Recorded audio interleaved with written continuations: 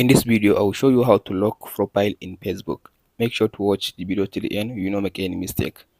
To lock your profile on Facebook, all you have to do now, go to your Facebook. After you open your Facebook, all you have to do now, tap on this menu at the top right side. This menu. After you open this menu, all you have to do now, tap on this profile picture, your profile picture. So it will take you to this option now. All you have to do now to lock your profile on Facebook, tap on this three dot. After you tap on this three dot, as you can see now, in this section, as you can see now, just all you have to do, scroll all the way to down. As you can see now, before the option of locking profile in this section is appeared, it will appear like you, it will appear for you like this, like send in WhatsApp. So it will appear like for you under this send in WhatsApp.